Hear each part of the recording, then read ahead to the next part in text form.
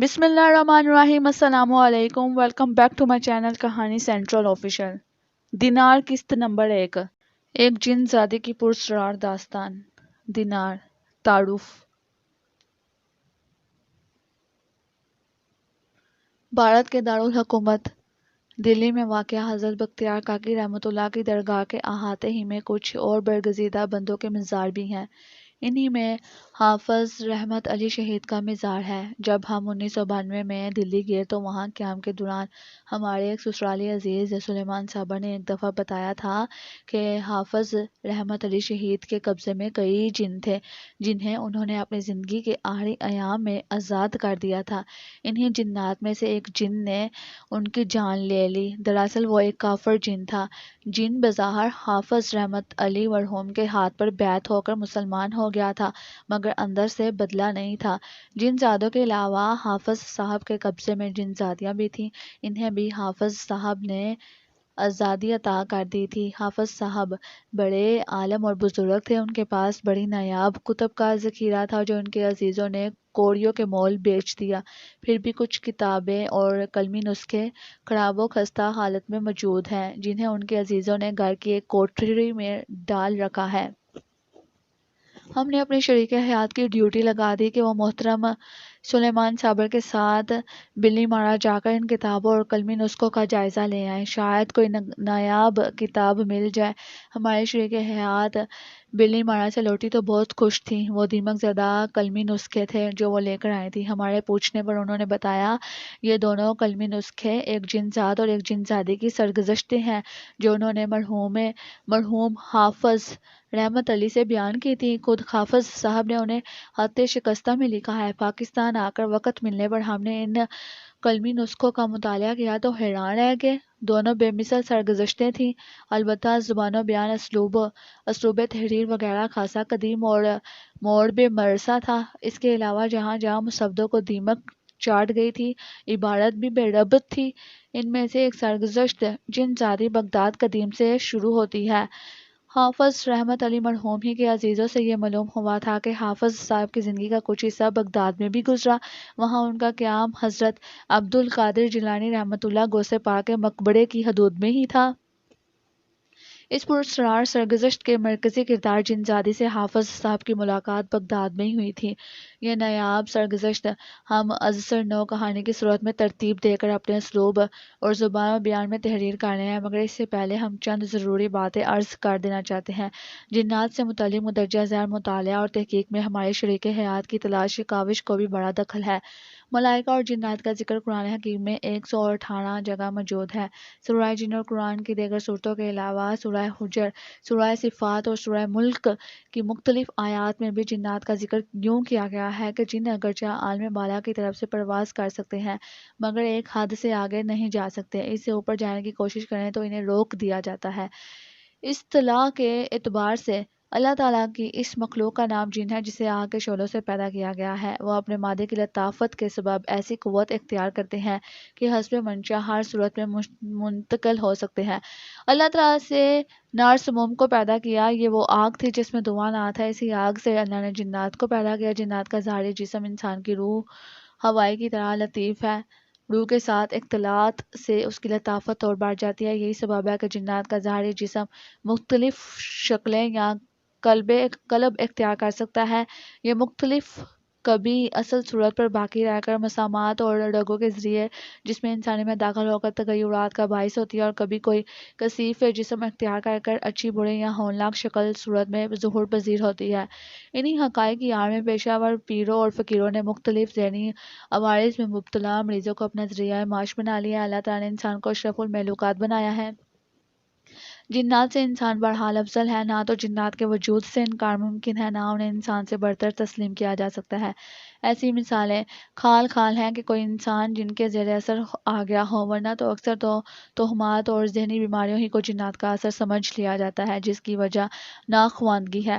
Science اور جدید علوم نہ تو جن کی تائید کرتے ہیں نہ تردید۔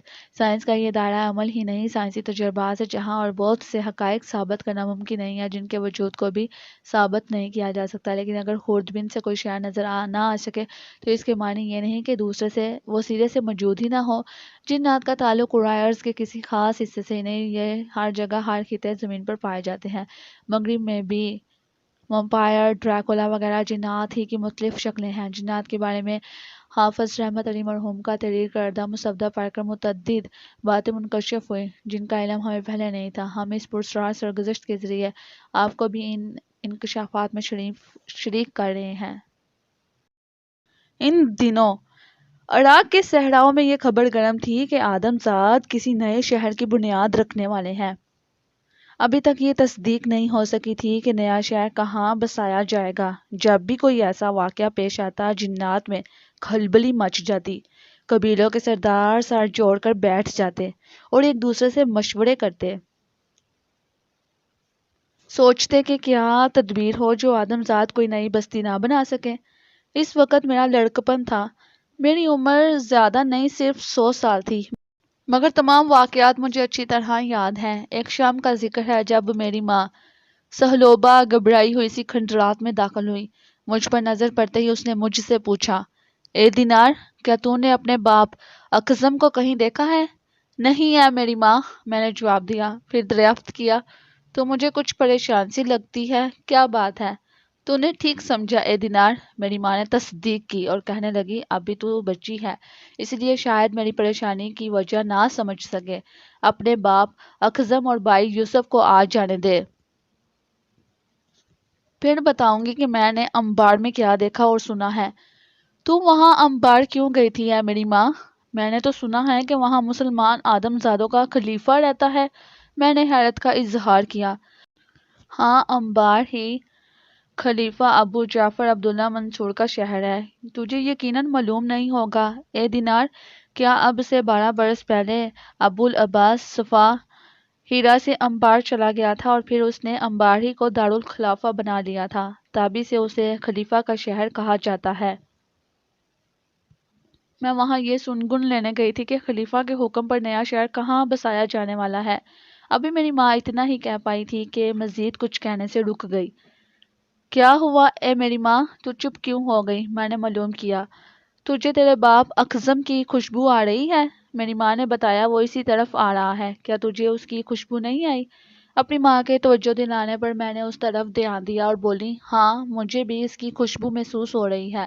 جس طرح آدم زادوں کے چہرے ایک دوسرے سے مختلف ہوتے ہیں، اسی طرح ان کے جسموں کی بو بھی جدا جدا ہوتی ہے، ایسا ہی ہم جنات کے ساتھ بھی ہے۔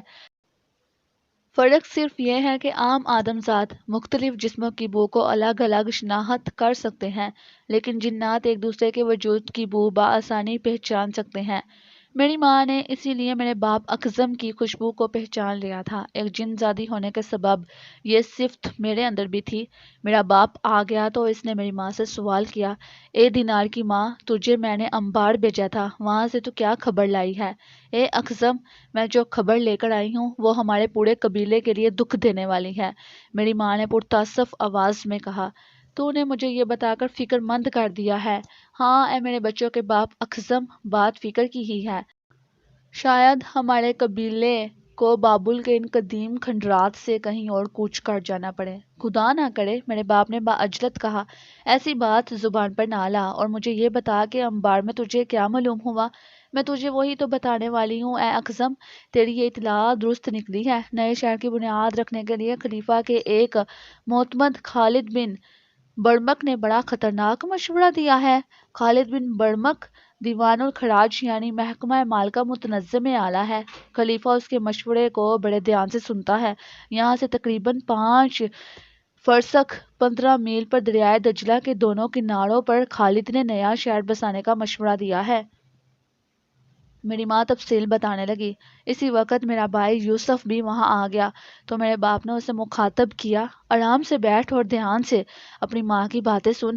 یہ انبار میں خلیفۃ المنصور کے محل سے ہو کر آئی ہے۔ یہ کہہ کر میرے باپ نے میری ماں سے کہا، مجھے اس بات میں زیادہ وزن معلوم نہیں ہوتا۔ دریا کے دونوں کناروں پر شہر بسانے کا مطلب تو گویا یہ ہوا کہ دریا نئے شہر کے درمیان سے گزرے گا۔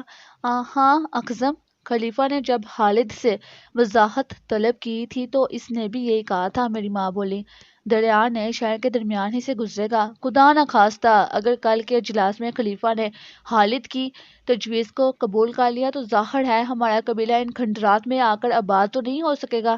ہم آدم زادوں کی کسی بستی کے اتنے قریب رہے تو ہر وقت خطرے کی زد میں رہیں گے۔ میں تو خیر ابھی چھوٹی تھی اور نوجوانی کی حدود میں قدم رکھ رہی تھی، مگر میرا بھائی یوسف جوان اور باشعور تھا۔ اس کی عمر مجھ سے 150 سال زیادہ تھی۔ اسے بھی کسی نئے شہر کے بسنے کا علم تھا۔ میری ماں کی بات ختم ہوتے ہی وہ بول اٹھا، اے میری ماں، اب تک ایک بات میری سمجھ میں نہیں آ سکی، وہ یہ کہ آخر خلیفہ منصور کس لیے کوئی نیا شہر بسانا چاہتا ہے؟ اے میرے بچے یوسف، تیرے سوال کا جواب میں دوں گا، میرے باپ نے کہا۔ انبار پر راوندیہ آئے دن یورش کرتے رہتے ہیں۔ یہ خراسان کے رہنے والے بد عقیدہ لوگ ہیں۔ ان کا یہ اعتقاد ہے کہ ذات برحق فرشتوں اور پیغمبروں کی ارواح کسی بھی آدم ذات کے اندر حلول کر سکتی ہے۔ یہ بھٹکے ہوئے لوگ تناسخہ اور حلول کے قائل ہیں۔ نیا شہر بسا کر اور وہاں منتقل ہو کر ایک تو راوندیوں کے فتنے سے خلیفہ بچنا چاہتا ہے، دوسرا یہ کہ انبار میں اسے ہر وقت اپنی جان کا خطرہ رہتا ہے۔ حفاظتی نقطہ نظر سے انبار مناسب جگہ نہیں، مگر خلیفہ کے لیے کوفہ کیا بوڑھا ہے؟ یوسف بول اٹھا، جغرافیائی اور حفاظتی اعتبار سے اس شہر کو دارالخلافہ بنایا جا سکتا ہے۔ اے میرے باپ، یقیناً تو نے درست کہا ہے میرے بیٹے یوسف، لیکن تجھے شاید یہ معلوم نہیں کہ اہل کوفہ کو وہاں خلیفہ کی سکونت ناگوار ہے۔ میرا باپ بولا۔ پھر وہ میری ماں سے مخاطب ہوا، اے سہلوبہ، کل خلیفہ نے جو اجلاس طلب کیا ہے اس میں حتمی فیصلہ ہونا ہے، اس لیے تجھے کل بھی انبار جانا ہے۔ تو نے جن خدشات کا اظہار کیا ہے اللہ ان سے ہمیں بچانے والا ہے، لیکن جو تقدیر کر دیا گیا ہے اسے بدلنا ممکن نہیں۔ یہ بھی اسی رات کا ذکر ہے کہ میں نے اپنی ماں سے اس کے ساتھ انبار چلنے کی خواہش کا اظہار کیا۔ کیا تو ہوش میں تو ہے اے دینار؟ میں تجھے اپنے ساتھ آدم زادوں کی بستی میں لے جاؤں؟ ناممکن۔ لیکن کیوں ہے میری ماں؟ میں ضد کرنے لگی۔ میں نے آج تک کوئی محل نہیں دیکھا، کچھ چیزوں کو نہ دیکھنا ہی بہتر ہوتا ہے، میری ماں نے کہا، اور پھر اپنی بات جاری رکھتے ہوئے مزید بولی، اے دینار، کیا تو وہ ساری باتیں بھول گئی جو میں نے تجھے آدم زادوں کے بارے میں اب تک بتائی ہیں؟ یہ آدم زاد بہت خطرناک ہوتے ہیں اور موقع ملنے پر ہم جنات کو اپنے قبضے میں بھی کر لیتے ہیں۔ اس کے بعد یہ ہمارے ساتھ وہی سلوک کرتے ہیں جو غلاموں اور کنیزوں کے ساتھ کیا جاتا ہے۔ آدم زادوں کی بستیوں میں داخل ہونے کے بعد ہم جنات کے لیے ہر طرف خطرہ ہوتا ہے، تو پھر میں تجھے خطرے میں کیوں ڈالوں؟ مگر اے میری ماں، جو خطرہ وہاں میرے لیے ہے تو بھی تو اس سے بچی نہ رہ سکے گی، میں نے جواب دیا۔ میری بات اور ہے میری بچی، تیری اور میری عمروں میں صدیوں کا فرق ہے۔ ابھی تجھے وہ تجربات نہیں ہوئے جن سے میں گزر چکی ہوں۔ انہی تجربوں کی بنا پر میں آدم زادوں سے نمٹنا اچھی طرح سے جانتی ہوں۔ میں ان کے چنگل میں نہیں پھنس سکتی، لیکن تیری بات اور ہے، تجھے فریب دیا جا سکتا ہے۔ سو اے دینار، ضد نہ کر، میں تجھے اپنے ساتھ نہیں لے جاؤں گی۔ میں سمجھ گئی کہ میرا اصرار بیکار ہے، میری ماں مجھے اپنے ساتھ انبار نہیں لے کر جائے گی۔ میں نے پھر مزید ضد نہیں کی۔ یہ بات غالباً آدم زادوں اور جنات دونوں کی سرشت میں شامل ہے کہ انہیں جس کام سے روکا جائے اس کی طرف ضرور مائل ہوتے ہیں۔ میرے ساتھ بھی یہی معاملہ تھا۔ بچپن سے میری ماں یہ تاکید کرتی رہی تھی کہ آدم زادوں کی بستیوں میں نہ جاؤ، ان سے کوئی تعلق نہ رکھو۔ مجھ پر اس کی تاکید کا الٹا اثر ہوا تھا۔ ہوش سنبھالتے ہی میں نے آدم زادوں کی بستیوں میں آنا شروع کر دیا تھا، مگر چوری چھپے۔ اس کا علم نہ میرے والدین کو تھا نہ میرے بھائی یوسف کو۔ آدم زادوں کو حیران کر دینے میں مجھے بڑا مزہ آتا تھا۔ اس کا تفصیلی ذکر میری سرگزشت میں آگے آئے گا۔ فی الحال تو میں نے انبار جانے کا فیصلہ کیا تھا۔ میں نے اپنی ماں سے یہ غلط نہیں کہا تھا کہ میں نے کوئی محل نہیں دیکھا تھا۔ چوری چھپے خلیفہ کے محل میں داخل ہونے پر مجھے یہ اطمینان بھی تھا کہ میری ماں بھی وہاں ہوگی اور کسی بھی ممکنہ خطرے سے میں اس کی موجودگی میں بچی رہوں گی۔ آدم خطرناک ہرگز نہیں ہے جتنا انہیں جنات نے بدنام کر رکھا ہے۔ یہ تاثر میرے لڑکپن کا ہے۔ بعد میں مجھ پر کیا گزری یہ میں بعد میں بتاؤں گی۔ دوسرے دن شام ہونے سے پہلے ہی فضا میں پرواز کر گئی۔ اس وقت تک میری ماں انبار جانے کے لیے کھنڈرات سے روانہ نہیں ہوئی تھی۔ مجھے ابھی فضا میں منڈلاتے رہنا تھا تاکہ ماں کا تعاقب کر سکوں۔ اس کے لیے مجھے زیادہ دیر انتظار نہیں کرنا پڑا۔ مجھے اندازہ تھا کہ اپنی ماں سے کتنے فاصلے پر رہ کر اس کا تعاقب کرنا ہے۔ اس احتیاط کی وجہ سے میرے وجود کی مخصوص خوشبو تھی جسے محسوس کر کر وہ میری موجودگی سے باخبر ہو سکتی تھی۔ اپنی ماں کے تعاقب کا ایک سبب یہ تھا کہ میں پہلے کبھی انبار نہیں گئی تھی۔ اپنی ماں کے پیچھے کچھ فاصلے سے میں فضا میں تیرتی ہوئی انبار پہنچ گئی۔ دور ہی سے مجھے خلیفہ کے محل کے گنبد کے مینار نظر آ گئے۔ میری ماں اسی طرف بڑھ رہی تھی۔ چند لمحے بعد ہی میں محل کے اندر تھی۔ پرتعیش زندگی گزارنے والے خلیفہ منصور کا محل دیکھ کر میں دنگ رہ گئی۔ غریب آدم زادوں کی بستیاں اور اس محل میں زمین و آسمان کا فرق تھا۔ محل میں ہر طرف جیسے رنگ ہی رنگ بڑھے ہوئے تھے۔ اس کا سبب مختلف رنگوں کے ریشمی پردے تھے جنہوں نے دور و دیوار کو ڈھانپ رکھا تھا۔ میں محل کے سحر میں ایسی گم ہوئی کہ احتیاط کا دامن ہاتھ سے چھوٹ گیا۔ اس وقت میں چونک اٹھی جب ایک آشنا آواز میری سماعت سے ٹکرائی۔ مجھے معلوم تھا اے دینار کہ تو باز نہیں آئے گی۔ یہ میری ماں صہلوبہ کی آواز تھی۔ ماں، میں ہکلا کر رہ گئی۔ میرے ساتھ ساتھ رہ، میری ماں نے کہا۔ تو جو کچھ دیکھے اور سنے اس پر کسی تبصرے کی ضرورت نہیں۔ میں ایسا ہی کروں گی، میں نے یقین دہانی کروائی۔ کاش تو مجھے ادھر آتے ہوئے راستے میں نظر آ جاتی تو میں تجھے وہیں سے واپس کر دیتی، مگر اب کچھ نہیں ہو سکتا۔ میری ماں کے لہجے میں تعصب تھا۔ میں کچھ نہیں بولی اور خاموشی سے اس کے ساتھ محل کے دیوان خاص میں پہنچ گئی۔ خلیفہ منصور آ چکا تھا اور اجلاس شروع ہونے والا تھا۔ میں نے پہلی بار مسلمانوں کے خلیفہ کو دیکھا تھا۔ اس کا رنگ گندم گو تھا اور قد لمبا، دونوں رخسار قدرے نحیف تھے۔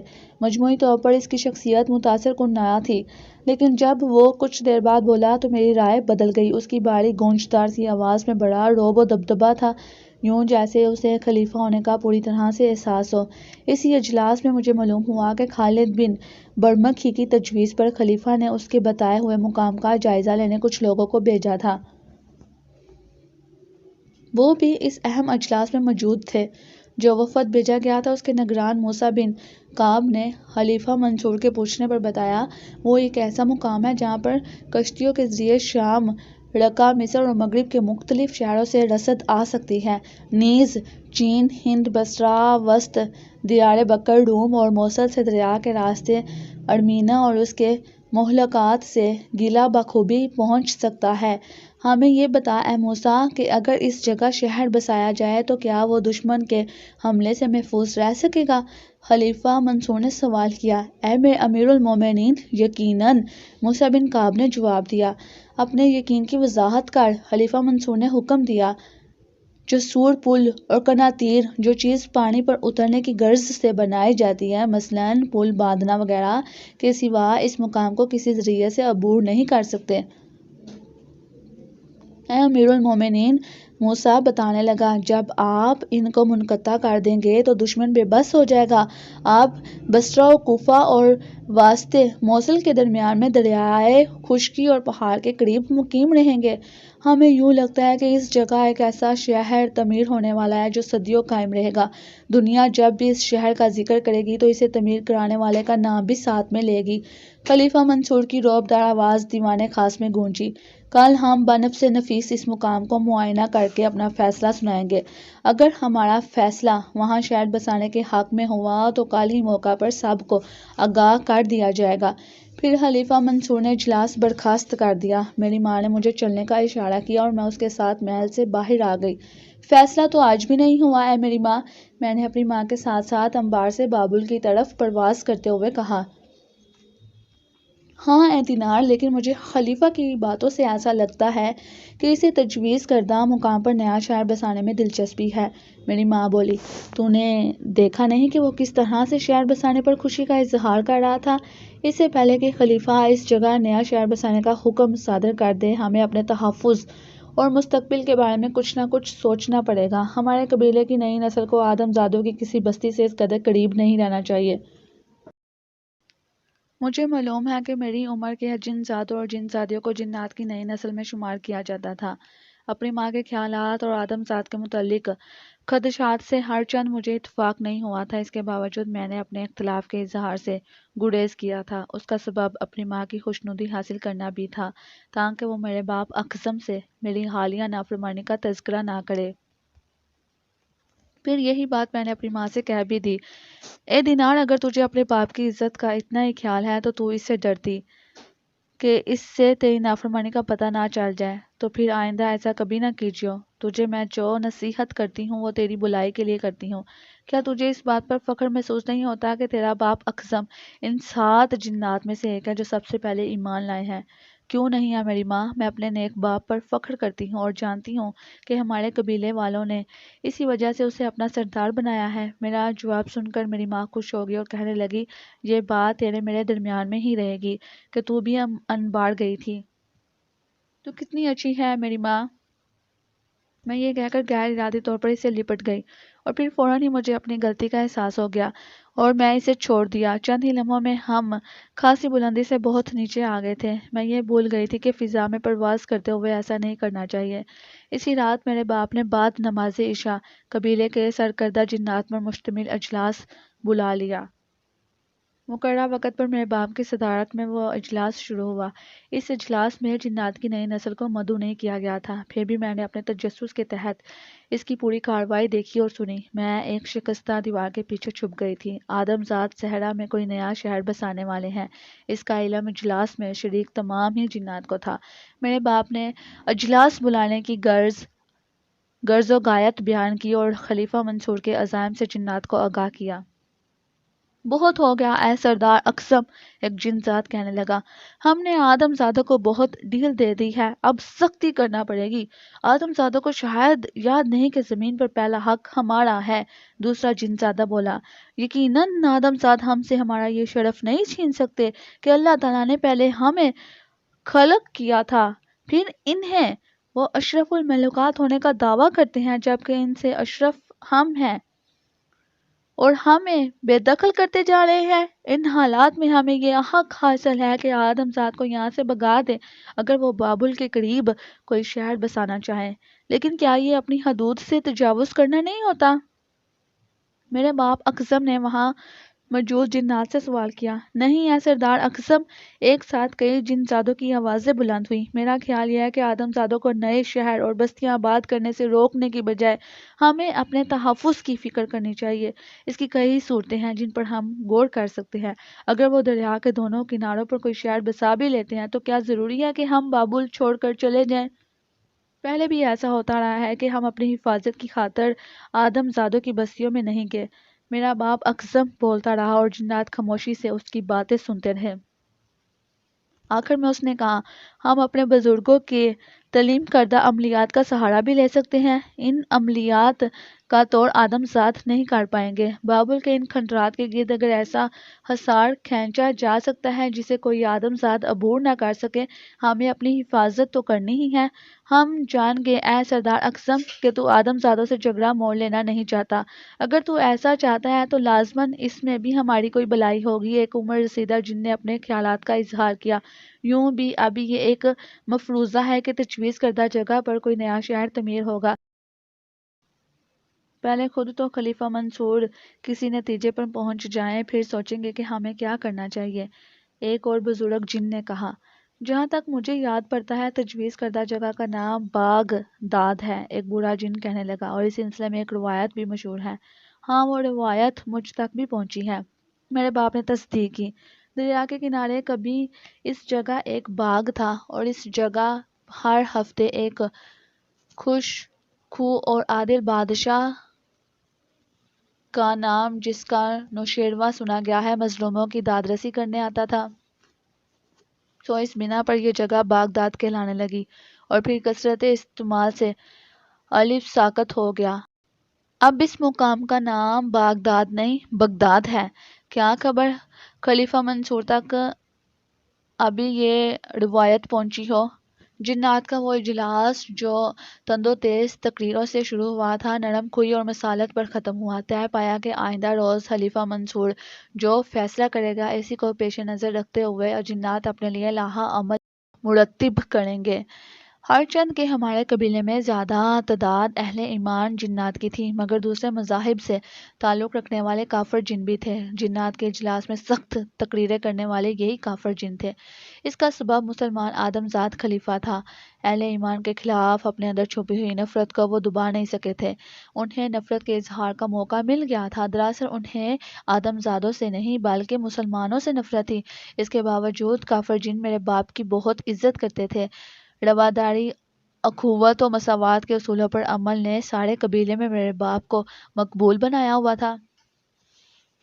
پھر اگلے روز ہی وہی ہوا جس کا خدشہ تھا۔ خلیفہ منصور نے مجزوع مقام کا جائزہ لیا اور وہاں اپنا دارالخلافہ بنانے کے عزم کا اظہار کر دیا۔ سو نئے بسے بسائے جانے والے شہر کا نام خلیفہ نے بغداد ہی رکھا۔ بغداد شہر کے سنگ بنیاد رکھنے کی تقریب میں کسی جن کو جانے کی اجازت نہیں تھی۔ یہ حکم میرے باپ اور سردار قبیلہ اخزم ہی کی طرف سے جاری کیا گیا تھا۔ اس حکم کا مقصد یہ تھا کہ آدم زادوں اور جنات کے درمیان مارکہ اڑائی کی نوبت نہ آئے۔ کوئی بھی شر پسند و کافر جن اس تقریب میں ہنگامہ کر سکتا تھا۔ میرے قبیلے کے اکثر جنات بغداد کی تعمیر سے خوش نہیں تھے، مگر میرے ساتھ ایسا نہیں تھا۔ اپنی مستقل سکونت بابل سے کچھ ہی فاصلے پر آدم زادوں کی ایک نئی بستی بسنے سے میں ذاتی طور پر بہت خوش تھی۔ مجھے آدم زادوں کو دوست بنانا پسند تھا۔ کوفہ، موصل، نجف، بصرہ وغیرہ میں کئی آدم زادوں سے میری دوستی تھی۔ انہیں نہ دست تھا، میں نے اپنی حقیقت سے آگاہ نہیں کیا تھا۔ وہ مجھے کوئی پراسرار وجود سمجھتے تھے۔ میرے والدین میری نقل و حرکت پر حتی الامکان نظر رکھتے تھے، پھر بھی میں انہیں جال دے جاتی تھی۔ نئے شہر کا سنگ بنیاد رکھے جانے کی تقریب میں بھی میں ممانعت کے باوجود شریک ہوئی۔ ابھی آدم زادوں کا وہ شہر نہیں بسا تھا، مگر نہ جانے کیوں مجھے اس سے ایک کڑب کا سا احساس ہو رہا تھا۔ اس وقت میں خلیفہ منصور کے قریب ہی تھی جب وہ سنگ بنیاد رکھ رہا تھا۔ عمال حکومت کے علاوہ خلیفہ کے ساتھ اس کے کچھ اہل خاندان بھی تھے۔ عباسی شہزادے اپنے حلیوں، لباسوں اور رکھ رکھاؤ سے الگ ہی نظر آ رہے تھے۔ ان میں المہدی، محمد، صالح، سلیمان وغیرہ سب شامل تھے۔ خلیفہ منصور کے 10 بیٹے تھے، وہ سب اس وقت اپنے باپ کے ساتھ موجود تھے۔ بیٹوں کے علاوہ خلیفہ کی ایک بیٹی عالیہ بھی ہے۔ اس کا علم مجھے بعد میں ہوا، کیونکہ اس تقریب سے قبل ہی جنات کو خلیفہ کے فیصلے کا پتہ چل گیا تھا، اس لیے انہوں نے مستقبل کا لائحہ عمل طے کر لیا تھا۔ بابل کے کھنڈرات میں آباد جنات نے فی الحال وہی سکونت پذیر رہنے کا فیصلہ کیا تھا۔ وقتی طور پر حفاظت کی خاطر کھنڈرات کے گرد ایک حصار کھینچ دیا گیا تھا۔ اس حصار کی موجودگی میں کوئی آدم زاد ان کھنڈرات میں داخل نہیں ہو سکتا تھا۔ حصار کی بنیاد 40 دن تھی۔ 40 دن گزرنے کے بعد حصار دوبارہ قائم کرنا پڑتا تھا۔ میرے باپ اقسم کے اس فیصلے سے سارے ہی قبیلے والے خوش تھے۔ بابل میں سکونت برقرار رکھی جائے گی۔ وہ لمحات مجھے آج بھی اچھی طرح سے یاد ہے کہ شہر کا سنگ بنیاد رکھتے ہی خوف زدہ کر دینے والی ایک دہشتناک آواز سنائی دی تھی۔ اس کے ساتھ ہی وہ تقریب افراتفری کا شکار ہو گئی تھی۔ پھر خلیفہ منصور اپنے عمال اور اہل و خاندان کے ساتھ وہاں رکا نہیں تھا۔ اس نے موسیٰ بن کعب کو اس واقعے کی تحقیقات کا حکم دیا تھا۔ ممکن ہے آدم زادوں کے لیے وہ دہشتناک آواز کوئی راز ہی ہو، لیکن میرے لیے راز نہیں تھی۔ کوئی بھی جن ذات ایسی دہشتناک آواز نکال کر آدم زادوں کو خوفزدہ کر سکتا تھا۔ مجھے یہ نتیجہ اخذ کرنے میں دشواری نہیں ہوئی تھی کہ یہ کارستانی کسی جن کی تھی۔ جس طرح میں نے اپنے باپ کے حکم کی خلاف ورزی کی تھی، اسی طرح وہ کافر جن بھی اس تقریب میں شرکت کر سکتا تھا۔ پھر میرا خیال درست ہی نکلا۔ میں نے کافر جن صحرا کو بابل کی طرف فرار ہوتے دیکھ لیا تھا۔ سکھرا، میں اسے آواز دیتے ہوئے اس کی طرف لپکی۔ کیا ہے اے سردار زادی، تو نے مجھے کیوں پکارا ہے؟ سکھرا نے بددستور پرواز کرتے ہوئے مڑ کر مجھ سے پوچھا۔ تو نے تقریب میں شرکت کر پہلا قصور کیا ہے اے سکھرا، اور تقریب میں شریک ہونا قصور ہے؟ اے دینار، تو یہ قصور تو تم سے بھی ہوا ہے۔ سکھرا نے میری بات کاٹ دی۔ مگر تو سکھرا حد سے گزر گیا۔ تو نے وہ دہشتناک آواز کیوں نکالی؟ میری آواز میں تلخی آ گئی۔ اے دینار، تجھے مجھ سے جواب طلبی کا حق کس نے دیا؟ پھر اس بات کا کیا ثبوت ہے کہ وہ دہشتناک آواز میری ہی تھی؟ سکھرا بلا جھجک بولا۔ دیکھ اے سکھرا، تو یہ بات اچھی طرح جانتا ہے کہ میرا باپ سردار اخزم آدم زاد سے مارکہ اڑائی نہیں چاہتا۔ پھر کیا وجہ ہے کہ تو اس کے حکم کی خلاف ورزی کرتے ہوئے آدم زادوں سے چھیڑ چھاڑ کر رہا ہے؟ تجھے خبر ہے اس کا نتیجہ کیا ہوگا؟ اگر آدم زاد ہمارے در پہ ہوگے تو ہمیں بابل سے نکلنا پڑے گا۔ پھر دوسرے ہی نہیں، خود تو بھی گھر سے بے گھر ہو جائے گا۔ میرا انداز سمجھانے والا تھا۔ مجھے تیری نصیحتوں کی ضرورت نہیں ہے اے دینار، سکھرا نے ڈٹائی سے کہا۔ اگر تو نے سردار سے میری شکایت کی تو میں بھی اسے تقریب میں تیری شرکت سے آگاہ کر دوں گا۔ تجھے شاید خبر نہ ہو کہ میں آدم زادوں سے نفرت کرتا ہوں۔ جانتی ہوں میں کہ تو اے سکھرا صرف ان آدم زادوں سے نفرت کرتا ہے جن کا شمار اہل ایمان میں ہے، میں نے چبھتی ہوئی آواز میں کہا۔ سکھرا بے حیائی سے ہنستا ہوا کھنڈرات کے اس حصے میں چلا گیا جہاں اس کے اہل خاندان کی سکونت تھی۔ ادھر تو سکھرا رخصت ہوا، ادھر کھنڈرات میں داخل ہوتے ہی اپنی ماں سہلوبا سے میری مدبیر ہو گئی۔ کہاں سے آ رہی ہے اے دینار؟ میری ماں نے مجھ سے دریافت کیا۔ اسی وقت میں نے سوچا کہ اپنی ماں کو اعتماد میں لے کر سکھرا کی حرکت سے آگاہ کر دوں تو بہتر ہے، وہ میرے باپ کو اسے مطلع کر دے گی۔ یوں آئندہ جنات اور آدمزاد کے درمیان ممکنہ کسی تصادم کو روکا جا سکے گا۔ اے میری ماں، میں نئے شہر بغداد کا سنگ بنیاد رکھنے کی تقریب میں شرکت کرنے گئی تھی، میں نے سچ بیان کر دیا۔ اس کے باوجود کہ تیرے باپ کی طرف سے تقریب میں کسی جن ذات کی شرکت پر پابندی تھی، میری ماں حیرت سے بولی۔ میرا وہاں جانا اچھا ہوا اے ماں، میں نے کہا۔ اگر میں نہ جاتی تو سکھرا کی ناشائستہ حرکت کے بارے میں نہ جان پاتی۔ سکھرا، کیا وہ بھی تقریب میں موجود تھا؟ میری ماں نے پوچھا۔ ہاں، میں نے جواب دیا۔ پھر ساری بات بتا دی۔ پھر تو یہ بات تیرے باپ کو بتانی پڑے گی اے دینار، شہر کی تعمیر کے دوران میں اس طرح تو آدم زادوں سے تصادم کا خطرہ پیدا ہو جائے گا۔ میں تو یہی چاہتی ہوں اے میری ماں کہ میرے باپ کو اس واقعے کا علم ہو جائے اور وہ آئندہ کے لیے ایسے واقعات کو روکنے کی غرض سے ضروری اقدامات کر سکے۔ اگر میری یہ مرضی نہ ہوتی تو تقریب میں اپنی شرکت کا راز فاش نہ کرتی، میں بولی۔ پھر مجھے اپنے باپ کی ڈانٹ تو سننی پڑی لیکن میرا مقصد پورا ہو گیا۔ بغداد شہر کی تعمیر میں کوئی شرپسند جن زاد رکاوٹ نہ ڈال سکے۔ اس کی خاطر پہرے دار جنات مقرر کر دیے گئے۔ ان پہرے داروں کو باری باری شب و روز اپنے فرائض ادا کرنا تھے۔ میں کیونکہ ایک خطرے کے تدارک کا ذریعہ بنی تھی، اس لیے مجھے بھی بغداد جانے کی اجازت دے دی گئی، مگر اس تاکید کے ساتھ کہ میں کسی آدم زاد کے قریب نہیں جاؤں گی۔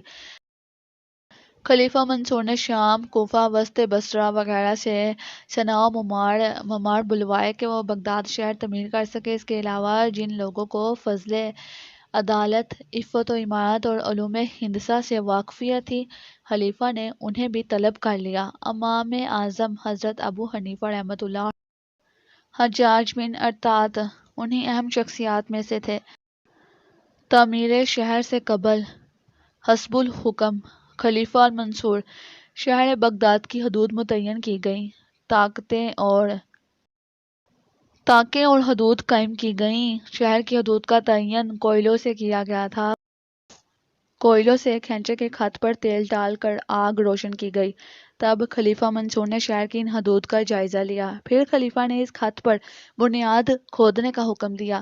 4 سردار لشکر ہر 4 طرف شہر کی تعمیر پر مقرر کیے گئے۔ وہ آدم زاد جو بغداد شہر کی تعمیر میں مصروف تھے، ان سے کوئی سوال کیے بغیر مجھ سے بہت سی باتیں معلوم ہو گئیں۔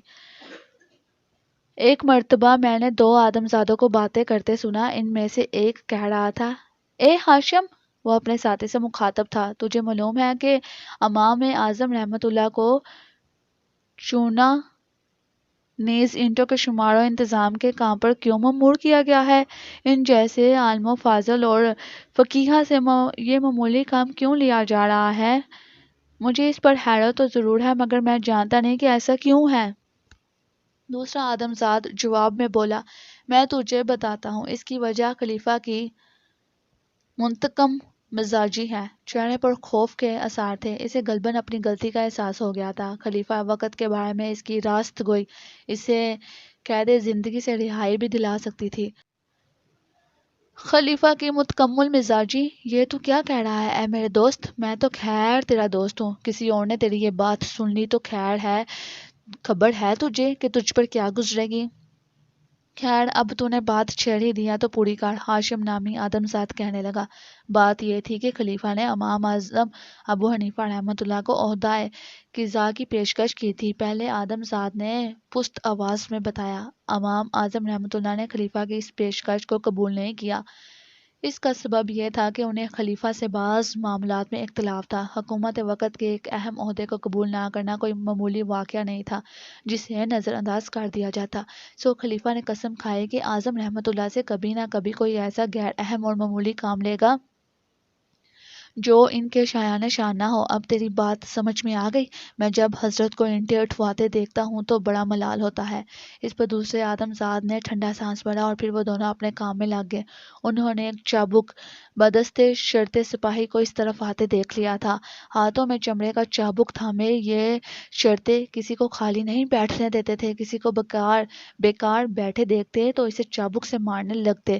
صناع، معمار اور مزدور سب اس شرطوں سے ڈرتے تھے۔ شہر بغداد کی بنیاد رکھنے کے کچھ ہی روز بعد خلیفہ منصور نے اپنے قصر کی بنیاد رکھی۔ اس نے قصر کی بنیاد نیچے 50 گز اور اوپر 20 گز رکھوائی۔ جب خلیفہ بنیاد کی پہلی اینٹ رکھ رہا تھا تو میں نے اسے ہونٹوں ہی ہونٹوں میں کچھ پڑھتے دیکھا تھا۔ شاید وہ کوئی قرآنی آیت یا دعا ہوگی جسے میں سن نہیں سکی تھی۔ چند ہی روز میں دیکھتے ہی دیکھتے دریائے دجلہ کے دونوں کناروں پر چھوٹی بڑی عمارتیں تعمیر ہونے لگی۔ خلیفہ نے خالد بن برمک سے مدائن اور ایوان کسریٰ کو توڑ کر بغداد میں ان کا اسباب لانے کے متعلق مشورہ طلب کیا۔ خالد بن برمک نے عرض کیا: اے امیر المومنین، میرے نزدیک یہ امر غیر مناسب ہے کیونکہ یہ آثار اسلام اور فتوحات عرب کی نشانی ہے۔ المنصور نے اس سے محبت عجم پر محلول کر کر قصر ابیض کے توڑے جانے کا حکم دے دیا، لیکن چونکہ اسے توڑ کر لانے میں بنسبت جدید اسباب کے خرچہ زیادہ پڑتا تھا، اسی وجہ سے خلیفہ اس کو تروانے اور اسباب لانے سے رک گیا۔ یہ صورتحال دیکھ کر خالد نے خلیفہ سے کہا: اب قصر ابیض کا توڑنا موقف کرنا خلاف مسلط ہے۔ اے امیر المومنین، وہ کیوں؟ خلیفہ نے تیوریوں پر بال ڈال کر سوال کیا۔ اے امیر المومنین، اس سے اجمیوں کو خیال ہوگا کہ مسلمان ایسے کمزور ہیں کہ جن عمارت کو اجمیوں نے بنایا تھا انہیں توڑ بھی نہ سکے۔ خالد نے جواب دیا۔ المنصور نے خالد کی بات سنی انسنی کر دی۔ اس نے قصر ابیض کو منہدم کرانا موقوف کر دیا، مگر وسط شام اور کوفہ سے دروازے اکھڑوا کر بغداد میں لایا اور شہر کو ان سے مزین کیا۔ وسط میں محل سرائے شاہی کی تعمیر عمل میں آئی تاکہ ہر طرف سے لوگوں کا بعد قرب ایک حد معین پر رہے۔ جامع مسجد قیصر کی جانب بنوائی گئی۔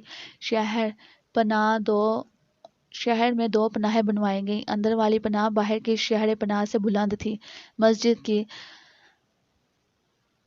سمت حاج بن ارطاق نے درست کی تھی۔ اینٹیں جن سے شہر پناہ بنائی گئی تھی ہر ایک وزن میں 100 رطل تھی۔ پہلے منشیوں اور سپہ سالاروں کے مکانات ربہ سے جامع مسجد تک بنائے گئے تھے۔ بازار شہر کے اندر تھا، لیکن جب خلیفہ کا قصر اور جامع مسجد کی تعمیر مکمل ہو گئی تو بازار کا رخ کڑک کی جانب کر دیا گیا۔ ربہ اور کڑک بغداد کے دو محلوں کے نام رکھے گئے تھے۔ بازار کا رخ مخلہ کڑک کی طرف اس لیے کیا گیا کہ مسلمان بازار میں وقت بے وقت چلا کرتے تھے اور راتوں کو وہیں رہا کرتے تھے۔ مرکزی بازار میں مسافروں کے قیام کی خاطر صحرائیں بنوائی گئی تھیں۔ شہر کی سڑکیں 40 گز چوڑی تھیں۔ آدم زادوں کے کسی شہر کو تعمیر ہوتے دیکھنا میرے لیے نیا اور انوکھا دلچسپ تجربہ تھا۔ شہر بازار مسجد قیصر، خلافت خندقوں اور دروازوں کی تعمیر میں 4,08,33,000 درہم صرف ہوئے تھے۔ معماروں کو 1 قیراط یومیہ اور مزدوروں کو 2 حبہ دیا جاتا تھا۔ اختتام تعمیر کے بعد سپہ سالاروں سے حساب لیا گیا۔ جو کچھ جس کے پاس باقی نکلا خلیفہ نے واپس لے لیا۔ دیکھتے ہی دیکھتے ایک نیا شہر عدم سے وجود میں آ گیا۔ اب مجھے آدم زادوں سے دوستی کرنے کے لیے بصر و نجف یا آدم زادوں کے کسی اور شہر جانے کی ضرورت نہیں رہی تھی۔ میرے لیے بغداد ہی کافی تھا۔ اس کے باوجود میں بصرہ کے ناصر کو نہ بھول سکی۔ وہ میرے عشق میں دیوانہ تھا۔ بغداد کی تعمیر کے دوران مجھے کسی اور شہر جانے کا موقع نہیں مل سکا تھا۔ یہ خاصا طویل عرصہ تھا۔ ایک شب جب مجھے ناصر بہت یاد آیا تو میں نے بصرہ جانے کا فیصلہ کر لیا۔ پہلی بار ناصر سے میری ملاقات ایک صحرا میں ہوئی تھی۔ وہ ایک کارواں کے ساتھ بصرہ جا رہا تھا کہ اس سے بچھڑ گیا تھا۔ میں نے ایک شام اسے تنہا صحرا میں سفر کرتے دیکھا تو اس کے قریب پہنچ کر سرگوشی کی: اے مسافر، کدھر کا قصد ہے؟ میری آواز سن کر وہ تقریباً اچھل پڑا، پھر خوف زدہ سی آواز میں کہنے لگا، کون ہو تم اور نظر کیوں نہیں آتی؟ مجھے تم اس صحرا کی روح کہہ سکتے ہو، روح نظر نہیں آتی؟ میں بڑی بڑی خوبصورت آنکھوں والے اس نوجوان سے بولی۔ اپنی بات جاری رکھتے ہوئے میں نے مزید کہا، میں بھٹک جانے والوں کو راستہ دکھاتی ہوں، تمہیں میں کس نام سے پکاروں اے صحرا کی روح؟ اس نے سوال کیا۔ میرا نام دینار ہے، اور تمہارا؟ اے دینار، میں ناصر ہوں اور بصرہ میں میرے کھجور کے باغ ہیں۔ اس نوجوان نے اپنے بارے میں بتایا۔ میں بھٹک گیا ہوں، کیا تم مجھے راستہ دکھاؤ گی؟ میرا تو کام ہی یہی ہے، مگر اس کے عوض اے ناصر، کیا تم مجھے اپنے باغ کی کھجور کھلاؤ گے؟ کیوں نہیں؟ اس نے فوراً جواب دیا، میں اسے اپنے لیے باعث فخر سمجھوں گا۔ بصرہ شہر میرے لیے نیا نہیں تھا، میں پہلے بھی وہاں کے پھیرے لگا چکی تھی۔ صحرا میں جس جگہ ناصر مجھے ملا تھا وہاں سے بصرہ زیادہ فاصلے پر نہ تھا۔ میں اسے ساتھ لے کر چل دی۔ میں نے اس کا ہاتھ تھام رکھا تھا۔ کچھ ہی دیر میں سورج غروب ہو گیا اور پھر چاند نکل آیا۔ اے ناصر، اگر میں تمہیں نظر بھی آنے لگوں تو؟ میں نے اسے رسم و راہ بڑھانے کی خاطر کہا۔ مگر اے دینار، تمہیں نے تو کہا تھا کہ تم ایک روح ہو اور روحیں یہ ضروری نہیں۔ میں نے اس کی بات کاٹ دی۔ اگر ایسا ہے تو پھر میں تمہیں ضرور دیکھنا چاہوں گا اے دینار، وہ پرشوق آواز میں بولا۔ مجھے یقین ہے کہ تم اپنی آواز کی طرح حسین ہوگی اور بد شکل ہوئی تو؟ میں نے پوچھا۔ ایسا ممکن ہی نہیں ہے، اس نے پریقین آواز میں کہا۔ ہم جنزادوں اور جنزادیوں کے لیے کوئی بھی انسانی پیکر اپنا لینا یا کسی آدم ذات کے جسم میں داخل ہو جانا مشکل نہیں تھا، تو میں نے انسانی پیکر میں ناصر کے سامنے آنے کا فیصلہ کر لیا اور اسے مخاطب کر کے کہا، اچھا تو پھر اپنی آنکھیں بند کر لو اے ناصر، جب میں کہوں تو آنکھیں کھولنا۔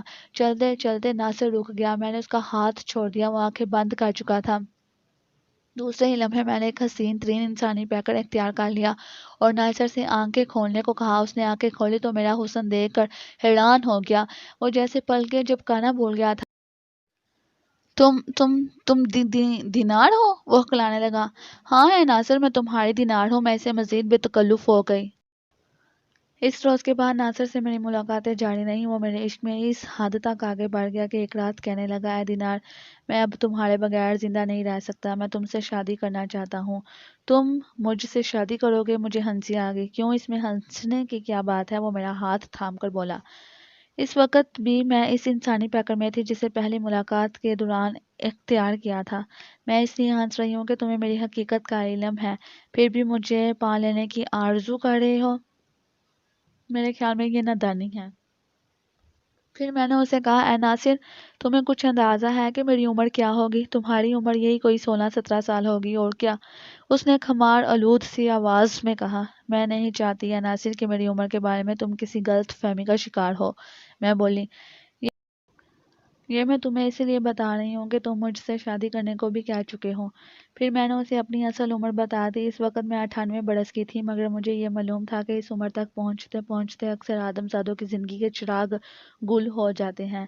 ناصر بے یقینی سے میری طرف دیکھنے لگا اور پھر اس نے انکار میں سر ہلا دیا۔ نہیں نہیں، میں نہیں مان سکتا۔ عین اسی لمحے کمرے کے دروازے پر دستک ہوئی۔ اس کے ساتھ ہی ایک نسوانی آواز سنائی دی، ناصر، دروازہ کھولو، تم کس سے باتیں کر رہے ہو؟ کون ہے تمہارے کمرے میں؟ میں اس آواز کو پہچانتی تھی۔ اچھا ناصر، میں چلی۔ میں نے سرگوشی کی۔ تمہاری والدہ کو آج رات پھر شک ہو گیا ہے۔ دوسرے ہی لمحے میں انسانی قالب سے نکل آئی تھی۔ گھر میں ناصر کے علاوہ صرف اس کی بڑی ماں تھی، جو پہلے بھی ایک بار اپنے شک کا اظہار کر چکی تھی کہ ناصر کے کمرے سے کسی لڑکی کی آوازیں آتی ہیں۔ ناصر کے پاس جھوٹ بولنے کے سوا کوئی راستہ نہیں ہوتا تھا۔ وہ اپنے والدین کی اکلوتی اولاد تھا۔ اس کا باپ سال بھر پہلے مر چکا تھا اور صرف ماں زندہ تھی۔ آمدنی کا ذریعہ کھجور کے باغات تھے۔ یوں ناصر ایک خوشحال گھرانے کا فرد تھا۔ ناصر نے بتایا تھا کہ اس کی ماں چاہتی تھی کہ وہ شادی کر لے۔ اس کا لالچی چچا غفار بھی اس فکر میں تھا کہ بھتیجے کے ساتھ ساتھ اسے اپنا داماد بھی بنا لے۔ غفار اس طرح اپنے بڑے بھائی کے باغات پر قبضہ کرنے کے خواب دیکھ رہا تھا۔ ناصر ہی نے مجھے یہ ساری باتیں بتائی تھیں۔ وہ اپنے چچا کی بیٹی لیلا کو سخت ناپسند کرتا تھا۔ اگر میں اس کی زندگی میں نہ بھی آتی تو وہ لیلا سے شادی پر آمادہ نہ ہوتا۔ لیلا کے ظاہر و باطن دونوں ہی ناصر کی نظر میں قابل اعتراض تھے۔ نہ اس کی صورت اچھی تھی، نہ سیرت۔ آخری بار ناصر سے میں اس وقت ملی جب صحراؤں میں ایک نئے شہر کی بنیاد رکھے جانے کی خبر گرم تھی۔ یہ ملاقات دوپہر کو کھجور کے باغ میں ہوئی تھی۔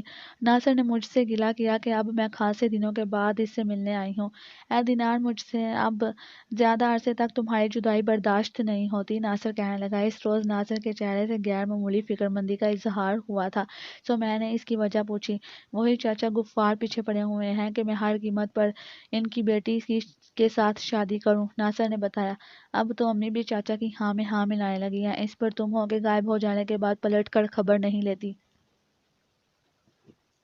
ذرا سوچو اے دینار کہ اگر لیلا سے میری شادی ہوگئی تو کیا ہوگا؟ ہونا کیا ہے، تمہارا گھر بس جائے گا، میں مسکرا کر بولی۔ تمہیں شاید اندازہ نہیں ہے دینار کہ تم اس طرح نداستہ یا نداستگی میں میری زخموں پر نمک چھڑک رہی ہو، ناصر دکھی آواز میں کہنے لگا۔ اس کے چہرے سے دلی جذبات کا اظہار ہو رہا تھا، مجھے اس پر رحم آنے لگا۔ تم یہی تو چاہتے ہو اے ناصر کہ لیلا سے تمہاری شادی نہ ہو، میں نے اس کی دل جوئی کے لیے کہا۔ صرف یہی نہیں بلکہ لیلا کی بجائے تمہیں۔ بس ہے ناصر، میں نے اس کی بات کاٹ دی۔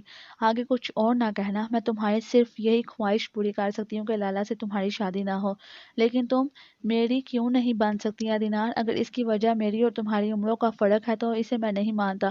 تمہاری عمر اگر 100 برس بھی ہے تو تم مجھے قبول ہو۔ اس معاملے میں مزید نہ الجھاؤ ورنہ چاچا غفار کا داؤ چل جائے گا، ناصر نے کہا۔ کیسا داؤ؟ میں نے وضاحت چاہی۔ میں نے سنا ہے کہ چاچا غفار ان دنوں ایک عامل سے رابطہ بڑھا رہا ہے کہ میں ان کی بدصورت اور پوہر بیٹی لیلا سے شادی کرنے پر آمادہ ہو جاؤں۔ امی کو تو وہ شیشے میں اتار ہی چکے ہیں۔ اے ناصر، فکر نہ کرو، کچھ بھی نہیں ہوگا، تمہارا لالچی چاچا غفار اپنے ارادوں کی تکمیل نہ کر سکے گا، میں نے اسے دلاسا دیا۔ مجھے تم پر پورا بھروسہ ہے دینار۔ ناصر جذباتی ہو گیا تو میں غائب ہو گئی۔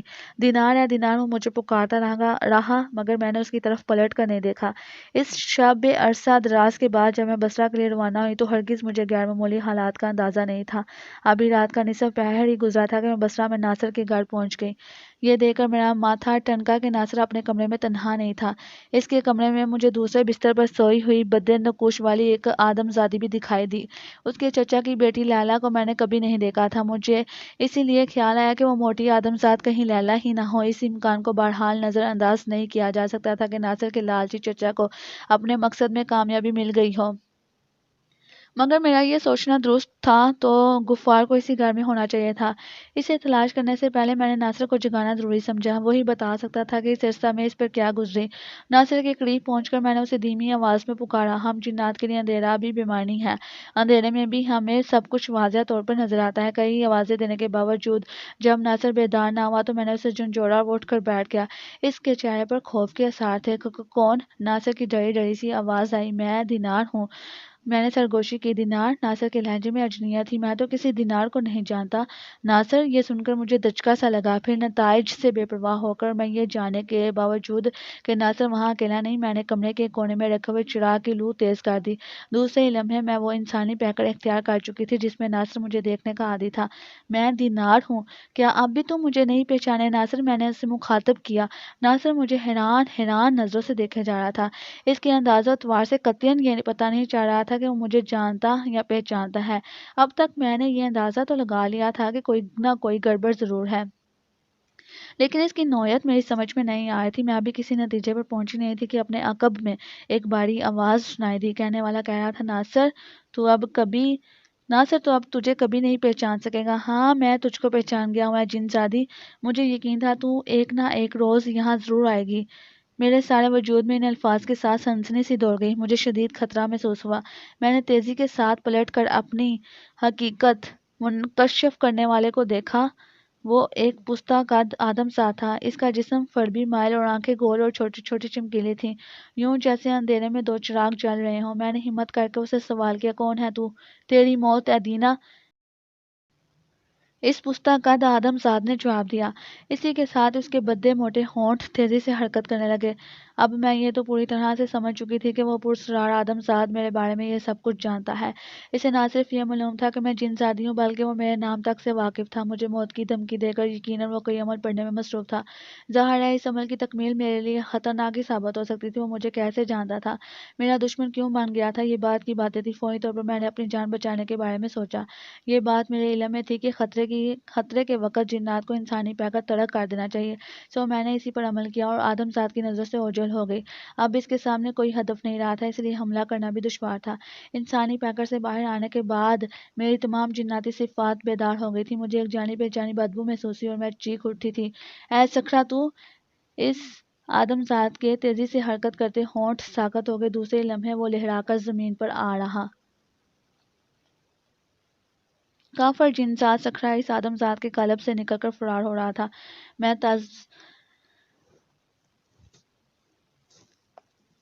میں تذبذب کا شکار ہو گئی کہ سکھرا کا تعاقب کروں یا حقیقت حال کا پتہ چلانے کے لیے وہیں رکی رہوں۔ گم کی میری اس کیفیت سے فائدہ اٹھا کر سکھرا فرار ہو گیا۔ ناصر کے گھر سے نکل کر میں نے کچھ دور تک سکھرا کا پیچھا کیا اور پھر لوٹ آئی۔ میرے وہم و گمان میں بھی نہ تھا کہ سکھرا کی شکایت کرنے پر وہ دشمنی پر اتر آئے گا۔ آج رات جو کچھ ہوا تھا اس سے تو یہی ظاہر تھا کہ اس امکان کو نظر انداز نہیں کیا جا سکتا کہ سکھرا کی نظر میری نقل و حرکت پر ہے اور وہ میرا تعاقب کرتا ہے۔ بصرہ تک آ پہنچا ہے، لیکن بات صرف اتنی ہی نہیں تھی۔ جس آدم ذات کے جسم میں سکھرا داخل ہوا تھا، ناصر اسے ہوش میں لانے کی کوشش کر رہا تھا۔ اسی دوران میں اس نے خوابیدہ آدم زادی کو پکارا، لیلا، لیلا ذرا پانی لاؤ۔ میں چونک اٹھی اور میرا اندیشہ درست ثابت ہوا تھا۔ موٹی اور بدن نقوش والی وہ آدم ذات لیلا ہی تھی۔ میں نے کچھ دیر کسی قسم کی مداخلت نہ کرنے کا فیصلہ کیا۔ خاموش تماشائی بنے رہنے سے بھی بہت سی باتیں معلوم ہو جاتی ہیں۔ کئی بار مزید آوازیں دینے پر لیلا بیدار ہوئی، پھر اس کی نگاہ بے ہوش آدم ذات پر پڑی تو بستر سے اٹھی اور اپنا بھاری جسم سنبھالے آگے بڑھتے ہوئے کہنے لگی، بابا! یہ بابا کو کیا ہو گیا ہے ناصر؟ یہ یہاں کیسے آگے؟ بے ہوش معلوم ہوتے ہیں، ناصر نے بتایا۔ اپنے کمرے سے۔ یہ یہاں کس طرح آگے میں نہیں جانتا۔ پھر ناصر کے کہنے پر لیلا کمرے میں موجود ایک سراہی سے کٹورے میں پانی لے آئی۔ ناصر نے بے ہوش آدم ذات کے منہ پر پانی کے چھینٹے مارے۔ جلد ہی وہ ہوش میں آ گیا اور حیران سی نظروں سے ناصر اور لیلا کو دیکھنے لگا جو اس پر جھکے ہوئے تھے۔ مجھے کیا ہوا ہے؟ اور میں اپنے کمرے میں؟ میں تو وہاں سویا تھا، وہ بڑبڑانے لگا۔ کچھ مجھے بھی تو بتاؤ ناصر کہ یہ سب کیا ہے؟ لیلا چیخی۔ اس کی آواز بھی اس کی طرح بدی اور بے سری تھی۔ بے ہوش آدم ذات اٹھ کر بیٹھ گیا۔ اس کی سوالیہ نظریں بھی ناصر کی طرف اٹھی ہوئی تھیں۔ میں گہری نیند سو رہا تھا کہ مجھے یوں لگا جیسے کوئی مجھے آواز دے رہا ہو۔ ناصر بتانے لگا، وہ کسی عورت کی آواز تھی جو مجھے میرا نام لے کر پکار رہی تھی۔ میں اسے کوئی خواب سمجھا اور سوتا رہا۔ کچھ ہی دیر میں کسی نے مجھے جھنجھوڑ کر جگا دیا۔ میں نے دیکھا کہ کمرے میں کوئی نہیں تھا۔ میرے پوچھنے پر کون ہے، وہی نسوانی آواز دوبارہ سنائی دی۔ اس نے مجھے اپنا کوئی نام بتایا تھا جو اس وقت مجھے یاد نہیں آ رہا۔ بہرحال وہ نام میرے لیے قطعاً اجنبی تھا۔ میں نے اسے کہہ دیا کہ میں اسے نہیں جانتا۔ چند لمحے بعد ہی چراغ کی لو خود بخود تیز ہو گئی۔ اس کے ساتھ میں نے ایک بہت حسین عورت کو اچانک کمرے میں دیکھا۔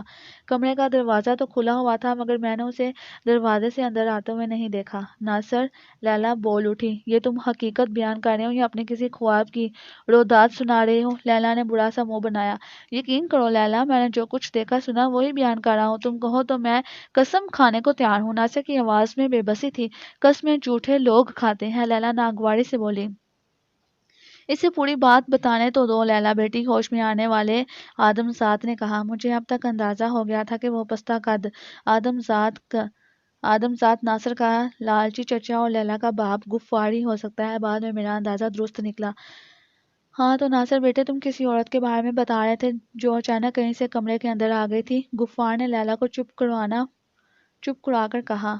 جی ہاں، نہ جانے اسے میرا نام کیسے معلوم تھا۔ اس نے میرا نام لے کر خود کو پہچاننے کے لیے کہا، مگر ناصر پھر شروع ہو گیا۔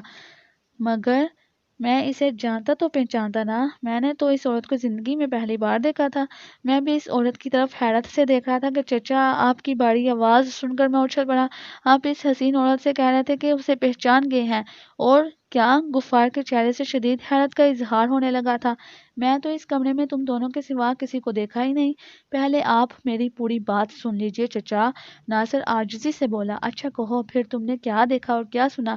لیکن میں تمہیں ایک بات بتا دوں ناصر بیٹے، میں اپنے کمرے میں سو رہا تھا اور جب میری آنکھ کھلی تو خود کو یہاں دیکھا۔ تم اور لیلا مجھ پر جھکے ہوئے تھے۔ غفار نے گویا اپنی صفائی پیش کی۔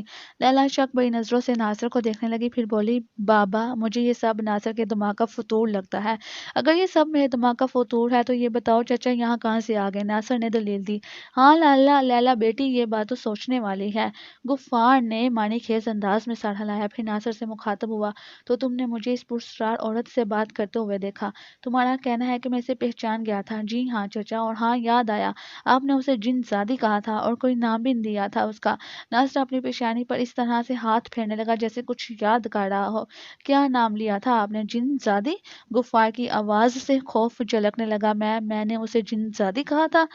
کہا تو یہی تھا آپ نے چچا، مجھے اچھی طرح سے یاد ہے، ناصر نے جواب دیا۔ ناصر بیٹے، تم بڑی حیران کن باتیں کر رہے ہو، میری سمجھ میں تو کچھ نہیں آ رہا، غفار نے بدستور خوفزدہ آواز میں کہا۔ آپ تو اسے پہچان گئے تھے چچا، مگر اس نے آپ سے پوچھا تھا کون ہے تو؟ جواب میں آپ نے کہا تھا تیری موت۔ اس کے بعد خدا جانے کیا ہوا کہ وہ خوبصورت عورت دیکھتے ہی دیکھتے غائب ہو گئی۔ آپ ہونٹوں ہی ہونٹوں میں کچھ پڑھ رہے تھے۔ اس حسین عورت کی تیز و بلند آواز پھر سنائی دی۔ اس نے چیخ کر کچھ کہا تھا، اس کے بعد آپ لہرا کر زمین پر گر گئے تھے۔ آپ کو بے ہوش دیکھ کر میں گھبرا گیا۔ لیلا اب تک سو رہی تھی۔ میں نے اسے آوازیں دے کر جگایا اور آپ کو ہوش میں لانے کی کوشش کرنے لگا۔ یہ ہے پورا واقعہ جو پیش آیا۔ غفار کے چہرے پر فکر و پریشانی کا اظہار ہونے لگا۔ لیلا بیزار بیزار سے جھنجھلائی ہوئی دکھائی دے رہی تھی۔ بابا، لیلا نے غفار کو مخاطب کیا، آپ ناصر کی بے تکی باتیں سنتے رہے ہیں، مجھے نیند آ رہی ہے، آپ سنیے اس کی بے تکی باتیں۔ لیلا بیٹی، تمہیں ان حالات میں نیند آ جائے گی؟ غفار تعجب سے بولا۔ اگر آپ بھی ناصر کی باتوں کو خواب یا کوئی کہانی سمجھ کر ذہن سے چٹک دیں تو آپ بھی آرام سے سو جائیں گے بابا، لیلا نے کہا اور اپنے بستر کی طرف بڑھ گئی۔ چلتے چلتے وہ رکی اور پلٹ کر اپنے باپ سے کہنے لگی، بابا اگر آپ میری باتیں مانیں تو ناصر کو حضرت جی کے پاس لے جائیں، دودھ کا دودھ اور پانی کا پانی ہو جائے گا۔ نہیں، ناصر کسی سہمے ہوئے بچے کی طرح ہاتھ اٹھا کر کہنے لگا، میں حضرت جی کے پاس نہیں جاؤں گا، وہ کانٹوں بڑی شاخوں سے مارتے ہیں۔ اگر تم حضرت جی کے پاس نہیں جانا چاہتے تو سچ سچ بتا دو، جھوٹ بول رہے تھے نا؟ لیلا واپس ناصر کے پاس آ گئی۔ ہاں ہاں، میں جھوٹ بول رہا تھا، وہ خواب تھا جو میں نے بیان کیا، اس میں کوئی حقیقت نہیں تھی۔ یہاں اس کمرے میں کوئی بھی حسین عورت نہیں آئی، نہ چاچا نے اس سے بات کی۔ اب تو تم مجھے حضرت جی کے پاس نہیں نہ لے کر جاؤ گی؟ ناصر گر گرانے لگا۔ دیکھ لیا بابا، لیلا نے اپنے باپ غفار سے کہا، کھل گیا نا سارا جھوٹ؟ پھر وہ بڑے بدصورت انداز میں ہنسی۔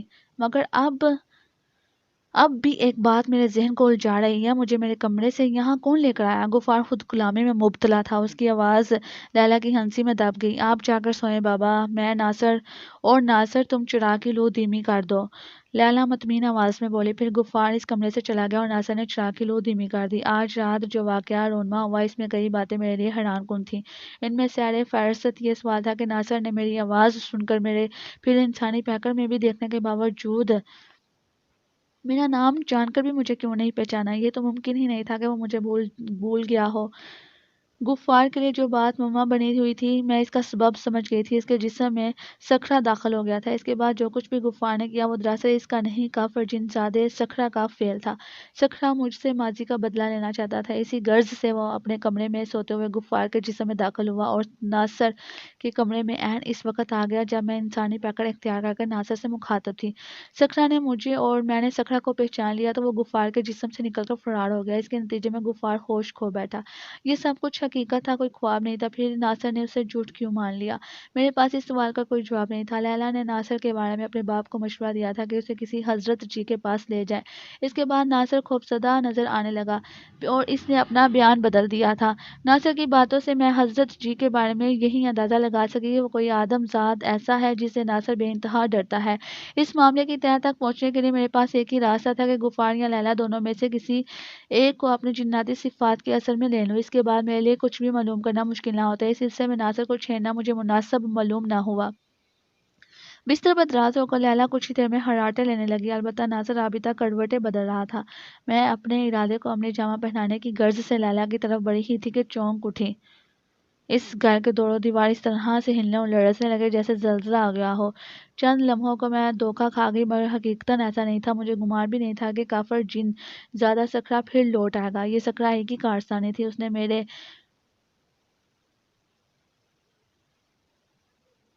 حواس کو فریب دیا تھا۔ وہ اندھیرے کی چادر اوڑھے ہوئے تھا تاکہ میں اسے نہ دیکھ سکوں، لیکن اس کے وجود کی بدبو نے سارا بید کھول دیا تھا۔ تو پھر آ گیا سکھرا، میں چیخی، میں تجھے آگ کے کوڑوں سے ماروں گی۔ یہ نہ بولا دینار کہ تیری طرح میں بھی آگ سے بنا ہوں۔ سکھرا نے مجھے چرایا، میں نے جھپٹ کر اس پر وار کرنا چاہا، مگر اسی لمحے وہ کمرے کے دروازے سے نکل گیا۔ باہر سین تھا۔ سکھرا کو میں نے فضا میں تیرتے دیکھا، اس کے پیچھے لپکی، وہ مجھے اپنے پیچھے لگائے ہوئے بصرہ سے بغداد تک لے آیا۔ اس کا مقصد غالباً یہی تھا کہ میں بصرہ میں مزید نہ ٹھہر سکوں۔ میں تو اس رات بغداد سے کچھ فاصلے پر واقع بابل کے کھنڈرات میں داخل ہو گئی، مگر سکھرا آگے نکل گیا۔ یقیناً وہ مجھ سے بھیڑنا نہیں چاہتا تھا۔ فوری طور پر بصرہ جانا مجھے لا حاصل معلوم ہوا۔ سکھرا میری ٹو میں تھا، وہ مجھے وہاں ٹکنے نہ دیتا۔ میں نے سوچا کہ کسی اور شب بصرے کا رخ کروں گی۔ میرے قیاس کے مطابق ناصر کسی مشکل میں گرفتار تھا، اور میں نہ صحیح مگر اس نے میرے عشق کا دعویٰ ضرور کیا تھا۔ آدم زادوں سے میری دوستی اور خلوص محبت کا یہ تقاضا تھا کہ میں ناصر کی مدد کرتی۔ دانسنا میں نے کئی دن تک صبر کیا۔ بصرہ جانے سے پہلے مجھے سکھرا کی تلاش تھی۔ کھنڈرات میں وہ مجھے نظر ہی نہیں آ رہا تھا، پھر بھی میں نے ہمت نہیں ہاری اور آخر کار ایک شام اسے ڈھونڈ لیا تو وہ مجھے دیکھتے ہی رفو چکر ہونے والا تھا کہ میں نے بلند آواز میں کہا، اے سکھرا! تجھے تیرے دیوتاؤں کی قسم، رک جا، میں تجھ سے وعدہ کرتی ہوں کہ تجھے کوئی نقصان نہیں پہنچاؤں گی۔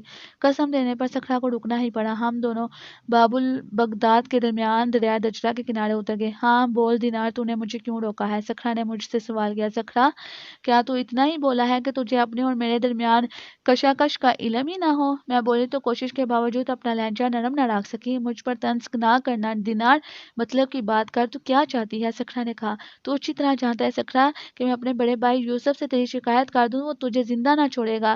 یہ خبر تجھے میں بعد میں دوں گی کہ میرا بھائی غصہ کہ کتنا تیز ہے۔ اس کے مقابلے پر تو ٹھہر ہی نہ پائے گا۔ دینار، کیا تو نے مجھے یہ دھمکی دینے کے لیے روکا ہے؟ سکھرا نے میری بات کاٹ دی۔ نہیں، میں نے جواب دیا، میں بات بڑھانا نہیں چاہتی۔ سکھرا، تیرے لیے یہی بہتر ہوگا کہ میری ٹو میں رہنا چھوڑ دے۔ میں تیری ٹو میں کیوں رہنے لگا؟ سکھرا بولا۔ اگر تو میری ٹو میں نہ رہتا تو بصرہ تک نہ پہنچ جاتا۔ میں جانتی ہوں کہ تو کیوں اور کب سے میرے خلاف ہو گیا ہے۔ ہم دونوں ہی کے لیے مناسب یہ ہے کہ ماضی کی تلخیوں کو بلا دے اور مسالت کر لیں۔ میں نے خود پر قابو پاتے ہوئے مصلحتاً پیشکش کی۔ دیکھ دینار، تلخی کی ابتدا تو نے کی تھی۔ سکھرا نے شکوہ کیا۔ بغداد شہر کا سنگ بنیاد رکھنے کی تقریب میں تیری ہی وجہ سے مجھ پر افراتفری پھیلانے کا الزام لگا۔ تیرے باپ سردار قبیلہ اخزم نے مجھ پر 6 ماہ جلاوطنی کی سزا دی تھی۔ اس وجہ سے میں 6 مہینے تک اپنے اہل خاندان سے دورا اور بابل کے کھنڈرات کا رخ نہیں کیا۔ میں اس عرصے میں در در بھٹکتا پھرا۔ مجھے یہ سب کچھ معلوم ہے سکھرا، میں نے نہ داستہ نرمی اختیار کی۔ 6 ماہ تک تجھ پر جو گزرے مجھے اس پر افسوس ہے۔ اپنے زخموں کو نہ کڑید کہ اس سے کچھ حاصل نہیں۔ میں تجھ سے اپنی پیشکش کا جواب مطلوب ہے۔ تو اگر مجھ سے مسالت چاہتی ہے تو اے دینار، مجھے تیری پیشکش منظور ہے۔ سکھرا آخر مان ہی گیا۔ سکھرا، میں امید رکھوں گی کہ تم اب میرے راستے میں نہیں آؤ گے۔ میں نے مزید تصدیق چاہی۔ اے دینار، مجھے بھی تجھ سے یہ توقع ہے کہ آئندہ کبھی تو میری غیبت نہ کرے گی۔ ہم دونوں نے ایک دوسرے سے وعدے کیے۔ یہ سودا مجھے مہنگا نہ لگا۔ میں نے بہرحال ایک دشمن کو اپنے خلاف قدم اٹھانے سے روک دیا تھا۔ اب مجھے بصرہ جانے میں کوئی مسئلہ درپیش نہیں تھا، سو میں وقت ضائع کیے بغیر اس شام بصرہ پہنچ گئی۔ خلاف توقع ناصر گھر پر نہیں ملا۔ غفار بھی نہ تھا، گھر میں صرف لیلا تھی۔ مجھے یاد آیا کہ ناصر کی ایک بڑی ماں بھی تھی، وہ کہاں گئی؟ لیلا کو بہت جلد میں اپنی جناتی صفات کے زیر اثر لے آئی۔ اب وہ میرے ہر سوال کا جواب دینے کی پابند تھی۔ پہلا سوال میں نے ناصر کی بڑی ماں کے بارے میں پوچھا۔ لیلا نے جواب دیا، ان کے انتقال کو تو سال بھر سے زیادہ ہو گیا ہے۔ تمہاری شادی ناصر سے کب ہوئی؟ میں نے پوچھا۔ تقریباً 2 سال ہونے والے ہیں، لیلا نے بتایا۔ اس کا مطلب یہ ہے کہ جب ناصر سے میری آخری ملاقات ہوئی تھی اور میں نے اس کی مدد کرنے کا وعدہ کیا تھا تو چند ہی روز بعد غفار اپنے مقصد میں کامیاب ہو گیا تھا۔ اس سے قبل ناصر نے مجھے بتایا تھا اس کا لالچی چچا غفار ان دنوں ایک عامل سے رابطہ بڑھا رہا ہے۔ اس عامل کے ذریعے غفار ناصر پر کوئی ایسا عمل کروا سکتا ہے کہ وہ لیلا سے شادی کرنے پر آمادہ ہو جائے۔ ایک ایک کر کے مجھے ساری باتیں یاد آ گئی۔ ناصر کو تم سے شادی کرنے پر کس نے مجبور کیا تھا؟ میں نے اپنی معلومات کی روشنی میں ایک اہم بات دریافت کی۔ میرے بابا نے حضرت جی سے ناصر پہ ایک عمل کروایا تھا، اس کے بعد ہی سے ناصر نے مجھ سے شادی نہ کرنے کی ضد چھوڑ دی تھی۔ لیلا نے جواب دیا۔ اس کے بدلے میں میرے بابا نے حضرت جی کو کھجور کا ایک باغ دیا تھا اور وہ باغ ناصر کے باغوں میں سے ایک ہوگا۔ میں نے تصدیق چاہی۔ لیلا نے میرے اندازے کی تصدیق کر دی۔ میں سمجھ گئی کہ حضرت جی وہی عامل ہوگا جس کا ذکر ناصر نے مجھ سے کیا تھا۔ مجھے لیلا سے یہ پوچھنا غیر ضروری معلوم ہوا کہ کیا ناصر کے سارے باغوں پر اس کے باپ غفار نے قبضہ کر لیا ہے؟ یہ بات تو مجھے خود ناصر بھی بتا چکا تھا کہ اس کا لالچی چچا اپنی بیٹی کے ساتھ اس کی شادی کیوں کرنا چاہتا ہے۔ غفار کا اصل مقصد کھجور کے باغوں پر قبضہ کرنا تھا۔ اس وقت ناصر کہاں گیا ہے؟ میں نے لیلا سے سوال کیا۔ اسے بابا حضرت جی کے پاس لے گئے ہیں، لیلا نے جواب دیا۔ کس لیے؟ میں نے چونک کر سوال کیا۔ کانٹوں بڑی شاخوں سے پٹوانے کی غرض سے، میری آواز میں چبھن تھی۔ حضرت جی ناصر کو اس وقت مارتے ہیں جب وہ ان کی کوئی بات نہ مانے، ورنہ نہیں، لیلا میرے سوالوں کے جواب میں بتانے لگی۔ دراصل ہر 40 روز کے بعد ناصر کو حضرت جی کے پاس لے جانا پڑتا ہے تاکہ عمل کا تسلسل برقرار رہے۔ حضرت جی کا کہنا ہے کہ ناصر کو قابو میں رکھنے کے لیے عمل ضروری ہے، ورنہ تو خدا نہ کرے وہ مجھے چھوڑ بھی سکتا ہے۔ اب میرے لیے یہ سمجھنا دشوار نہیں تھا کہ ناصر مجھے کیوں نہیں پہچان سکا تھا۔ اس پر حضرت جی کے عمل کا اثر تھا۔ اس عمل کے زیر اثر رہ کر ناصر شاید اپنے ماضی کو بھولا ہوا تھا۔ ان دونوں باپ بیٹی غفار اور لیلا نے ایک خود غرض عامل کے ذریعے ناصر کو گویا اپنا غلام بنا لیا تھا۔ میرے نزدیک یہ سراسر ظلم تھا۔ میں نے سوچا کہ مجھے ناصر کو اس ظلم سے بچانا چاہیے، خواہ اس کے لیے حضرت جی سے کیوں نہ ٹکرانا پڑے۔ مجھے اعتراف ہے کہ یہ سوچتے ہوئے میں وہ ساری باتیں بھول گئی تھی جو بچپن سے خطرناک آدم زادوں کے بارے میں بتائی گئی تھیں۔ اس کے علاوہ مجھے حضرت جی کے متعلق یہ اندازہ بھی نہیں تھا کہ وہ حیرت انگیز پراسرار قوتوں کا مالک ہوگا۔ اسے میں اپنی عجلت ہی کا نام دوں گی کہ مزید غور و فکر کرنے کے بجائے فوری طور پر اس عامل سے نمٹنے کا فیصلہ کر لیا۔